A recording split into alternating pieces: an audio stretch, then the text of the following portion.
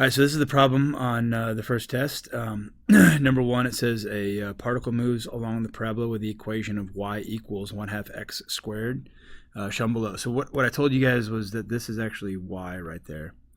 Okay, it says suppose the particle moves so that the x component of its velocity has a constant value. So v sub x is a constant c. That is x equals ct. So if I take the antiderivative of vx, I would get ct. It says on the diagram above, indicate the direction of the particle's velocity vector and the acceleration vector at point r and label each vector. So if you take a look, this object is moving.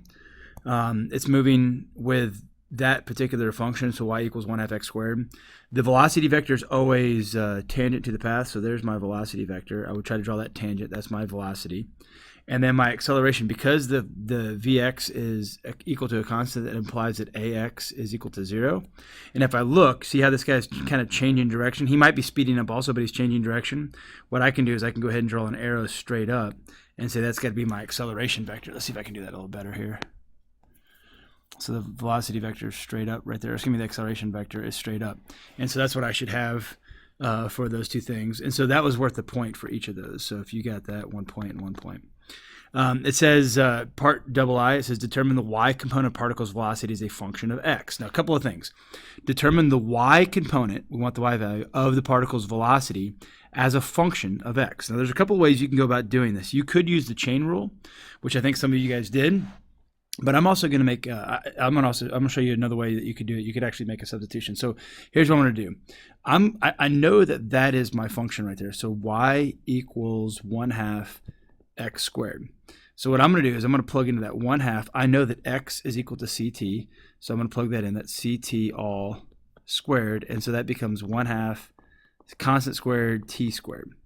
Okay, and so we have this particular case right here. Now y is a function of time, and so I know that the y component of the velocity is simply the derivative of the y position relative to time. Some of you guys try to do the y derivative, the derivative of y with a function of x, and that's not velocity. So this is velocity, so if I take the derivative of that, I use the power rule, and so I get 2 times 1/2, which is just 1, so I get c squared t, and that's my velocity of the y function, but it says as a function of x. And so what I could do is I could plug back in knowing that that is the same thing as c times ct, and ct is equal to x, and so I get that the velocity of the y is equal to cx. And so that's what I'm looking for double I. The other way you could have done it is you could have said, all right, we know that dy dx is what we have. That's the same thing as dy dt times dt dx. Okay, and so we know that we could take the derivative of that function that's equal to the y component. Dx dt is basically I can invert both sides. So I'm going to go ahead and multiply both sides by dx dt dx dt. Okay, and so that will cancel with that. And so this is my y component of the velocity.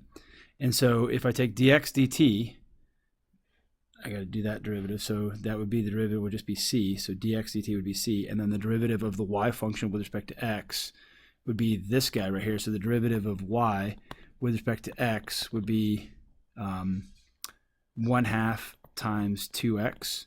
And so I just get x, and so I get cx is my velocity function. So that's another way I could have done it. Okay, and so that's what I was looking for part double I.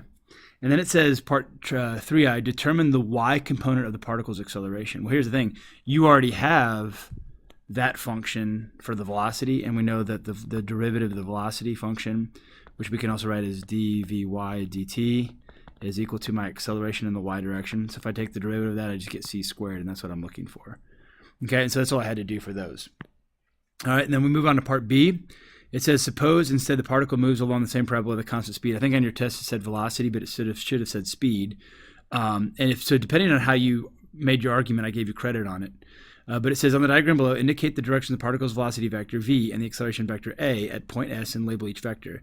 State the reasons for your choices. All right, so first of all, the velocity is always tangent to the path. So if your statement said something about being tangent slash in the direction of motion,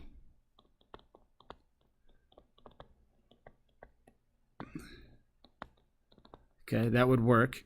And so we got that. But because the speed is constant, that means my acceleration can't point parallel or anti-parallel or in the direction or opposite the direction. And because it's turning, we would have to be accelerating exactly perpendicular. This would be a radial acceleration, or acceleration perpendicular. Remember, doesn't affect the speed. Okay, and so make sure you guys know that concept. The perpendicular acceleration doesn't affect speed, it only affects the direction. So take a look at this and see what you think.